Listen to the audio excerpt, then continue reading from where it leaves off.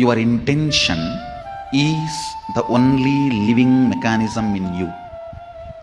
ஆஞ்ஞையே உனக்குள் இருக்கும் உயிர், ஆஞ்ஞையே உனக்குள் இருக்கும் கடவுள், அதுவன்றி வேறொன்றும் உன்னுள் உயிர்த்திருப்பதில்லை என்பதனால் உயிர்த்திருக்காத ஒன்று உயிருக்கு உபத்திரவம் தர இயலாது.